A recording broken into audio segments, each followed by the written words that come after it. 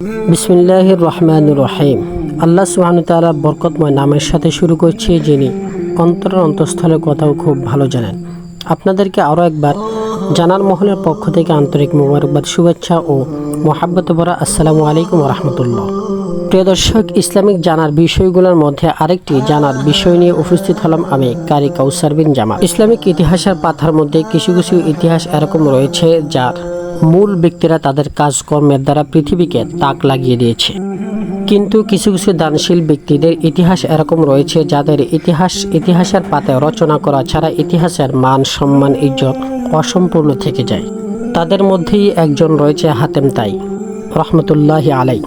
তার দানশীলতা এবং মানুষের প্রতি ইজ্জত, সম্মান ও স্নেহ, মায়া, মমতায় মানুষের দিলের মধ্যে কিয়ামত পর্যন্ত স্মরণীয় ব্যক্তি হিসেবে রাজ করে যাবে। চলুন ইতিহাসের ওই সমস্ত পৃষ্ঠার দিকে যেখানে হাতেম তাইয়ের দানশীলতা এবং মানুষের প্রতি উদারতা বিষয়টি অন্য একটি ভূমিকা নিয়ে আসে। এই ঘটনাটি তার শুধু ইজ্জত এবং সম্মানই তুলে ধরবে না, বরঞ্চ আমাদেরকে একটি সবক দিয়ে যাবে যে হাকিকি সম্মান, ইজ্জত এবং সুখ মানুষের টাকা পয়সা, অর্থ, ধন সম্পদের মধ্যে নয়, বরঞ্চ মানুষের খেদমত করার মধ্যেই রয়েছে। বর্ণিত আছে যে ইয়ামনের মধ্যে একটি গোত্র বসবাস করত যার সর্দার ছিল হাতি, যার বংশ পরিচয় হাতেম তাইয়ের দিকেই মিলে যায়। তখন নবী করিম সাল্লাল্লাহু আলাইহি সাল্লাম বলেছেন যে সেই নারীকে আজাদ করে দেওয়া হোক। তখন তিনি বললেন যে না, আমি আজাদ হতে চাই না, বরঞ্চ আমার সাথে আমার বংশধররা আরও অনেক রয়েছে, তাদেরকেও আজাদ করে দিতে হবে। নবী করিম সাল্লাল্লাহু আলাইহি ওয়াসাল্লাম তার সকল বংশধরকে আজাদ করে দিলেন এবং মালে গনিমত তাদেরকে ফিরিয়ে দিয়েছিলেন এবং তাদেরকে অনেক হাদিয়া তোহফা দিয়েছেন। বলে তাই নয়, বরঞ্চ নবী করিম সাল্লাল্লাহু আলাইহি ওয়াসাল্লাম তাদেরকে বিদায় দেওয়ার জন্য তাদের গন্তব্য স্থান পর্যন্ত চলে গিয়েছিলেন। হাতেম তাইয়ের জমানায় রাজ দরবারের মধ্যেও বাদশাদের মজলিসের মধ্যে হাতেম তাইয়ের দান সাকওয়াত সম্পর্কে আলোচনা হতো। রোমের বাদশার দরবারের মধ্যে সেরকমই একটি আলোচনা হচ্ছিল। কেউ কেউ বলতেছে যে হাতেম তাইয়ের কাছে একটি ভালো মানের উট রয়েছে, তার গতিবিধি এরকম যে হাওয়ার ন্যায়, তার সৌন্দর্য এরকম যে মানুষ দেখলে দেখিয়ে থাকে। বাদশাহ এই কথা শুনে বললেন যে একজন মানুষ সম্পর্কে এতটা বলা ঠিক নয় যে যতক্ষণ না মানুষটিকে পরীক্ষা করা যায়। এ বলে সে তার উজিরকে পাঠিয়ে দিলেন এবং বললেন যে যাও, হাতেম তাইয়ের দানশীলতার ব্যাপারে আমাদেরকে অবগত করো এবং তার সেই উটটি তুমি তার কাছে চাইবে, যেই উটটি তার কাছে খুবই প্রিয়। তখন বোঝা যাবে যে হাতেম তাইয়ের দানশীলতার মন কতটা উদার। দিয়ে দিলে তো ভালোই, আর যদি না দেয় তাহলে যা বুঝার তখনই বুঝে নিব। রোম থেকে সেই উজির চলতে চলতে রাত, জঙ্গল, পাহাড়, পর্বত পাড়ি দিয়ে হাতেম তাইয়ের ঘরে পৌঁছে গেল। যখন উজির রাত্রিবেলায় ঘরে প্রবেশ করলো তখন খুবই বৃষ্টি হচ্ছিল। মেঘের গর্জন এবং বিজলির চমকে রাত্রের পরিবেশকে ভয়ানক করে তুলে দিয়েছে। এরকম দ্রুত বৃষ্টি বর্ষণ হচ্ছে যে মানুষ কোন মেহমানের মেহমানদারিত করা দূরের কথা, ঘর থেকেই বের হতে পারছে না।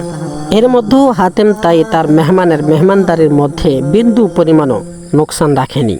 দস্তরখানার মধ্যে বিভিন্ন ধরনের রান্নার গোশতের খুশবু এবং তা পেট ভরে খেয়ে তার সফরের ক্লান্তি অনেকটা দূর করে ফেলল। সকালে নাস্তার পর উজির তার এই গন্তব্যে স্থানে আসার মকসাদ বা উদ্দেশ্য বয়ান করে দিলেন। সে বলল যে আমাদের বাদশাহ আপনার উট সম্পর্কে অনেক তারই প্রশংসা শুনেছে, তা শুনেই সে চাচ্ছে যে আপনার সেই উটটি আপনি বাদশাকে হাদিয়া প্রদান করুন। এই কথা শুনে হাতেম তাই আফসোসের সাথে হাত মলতে লাগলো। খুবই বিনয় এবং আফসোসের সাথে বলতে লাগলেন যে আপনি উট নিতে এসে থাকেন যদি, তাহলে এটা আমাকে আগেই বলে দিতেন, ভালো হতো। কিন্তু এখন আমি আপনার সামনে খুবই দুর্বল, এই জন্য আমার প্রিয় উটটি আর পৃথিবীর বুকে নেই। আপনি এটি অবশ্যই জানেন যে সারা রাত্রি খুবই বৃষ্টি পড়ছিল। আমার জন্য এটা সম্ভব হয়নি যে অন্য কোথা থেকে কোনো জানোয়ার বা ওই উটটির জন্য কোনো খাদ্য পানির ব্যবস্থা করা। সুতরাং আমি সেই উটটিকে জবাই করে দিয়েছি এবং তার ভুনা গোশতের মাধ্যমে আপনার দস্তরখান সাজিয়েছি। উজির একথা শুনে খুবই হয়রান এবং পেরেশান হয়ে গেলেন। পরে বাদশার দরবারে গিয়ে যখন পুরো ঘটনা খুলে বললেন, তখন বাদশাহ তার দানশীলতার খুবই তার প্রশংসা করল।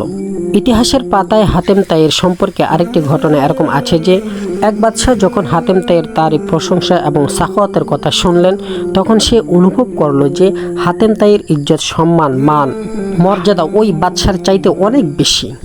তার দিলের মধ্যে এই শয়তানি খেয়াল আসলো যে যতদিন হাতেম তাই পৃথিবীর বুকে থাকবে ততদিন তার ইজ্জত, সম্মান কখনই বৃদ্ধি হবে না। তাই সে এক ব্যক্তিকে নির্ধারিত করলো যে হাতেম তাইকে এই পৃথিবীর বুক থেকে সরিয়ে দেওয়ার জন্য। ভাড়াটিয়া সেই খুনি খুবই ধারালো তলোয়ার এবং অনেক রকমের তীর সঙ্গে নিয়ে হাতেম তাইয়ের দেশের দিকে রওনা দিল। যখন সেই খুনি সেই দেশের মধ্যে প্রবেশ করলো, তখন তার সাথে এরকম একজন ব্যক্তির সাথে মোলাকাত হয়ে গেল, যার খুবই নরম তরবিয়ত, সুদর্শন চেহারা এবং বিনয়ী ব্যবহার কর্ণওয়ালা। সে সেই খুনিকে মুসাফির মনে করে তার ঘরের মধ্যে নিয়ে গেলেন। এরকম সুন্দর এবং নমনীয় ব্যবহার দেখিয়েছেন যে ভাড়াটিয়া গুন্ডা তার ভক্ত হয়ে গিয়েছে। দ্বিতীয় দিন সেই খুনি যখন রওনা হতে চাইল, তখন সুন্দর আচরণ এবং মিষ্টি কথা বলনেওয়ালা মেজবান বলে উঠল যে ভাই, আরও কিছুদিন থেকে যান। সেই খুনির দিলের মধ্যে মেজবানের মায়া, মোহাব্বত, আন্তরিকতা আরও বেড়ে গেল এবং সে বলল যে না ভাই, আমি খুবই গুরুত্বপূর্ণ একটি কাজে এসেছি, এজন্য আমি এখানে বেশি দেরি করতে পারছি না। মেজবান বললেন যে আমাকে বলুন, আমিও হতে পারে আপনার কোনো মদত করতে পারি।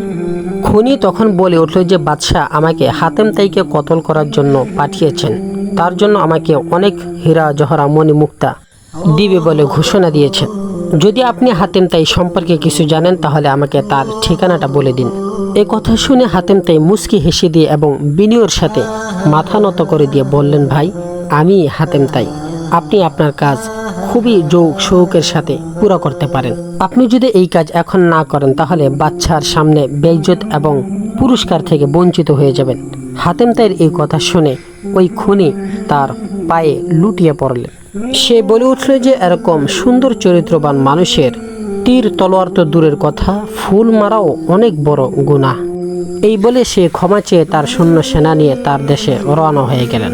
প্রিয় দর্শক, মানুষ টাকা পয়সা, ধন দৌলত, অর্থ সম্পদ দিয়ে নিজেকে মানুষের কাছে প্রসিদ্ধ করতে চায়, ক্ষমতা দিয়ে মানুষের কাছে নিজেকে সম্মানের পাত্র হিসাবে পেশ করতে চায়, কিন্তু আসল মনুষ্যবোধ এবং সম্মানের যোগ্যতা তারাই যারা মানুষের দুঃখ, কষ্ট, পেরেশানির সময় পাশে থাকে এবং ছোট থেকে ছোট, বড় থেকে বড় মানুষকে ইজ্জত দিতে জানে। যার মধ্যে মনুষ্যবোধ নেই, মানুষের প্রতি মানুষের সম্মান নেই, তার কাছে শত ধন দৌলত, অট্টালিকা থাকা সত্ত্বেও সে সম্মানের পাত্র নয়, সম্মানের যোগ্য নয়। তাকে মানুষ ভালো মানুষ হিসেবে চেনে না, তাকে ইতিহাসের পাতায় নমরুদ, ফেরাউনের লিস্টের মধ্যে রাখে।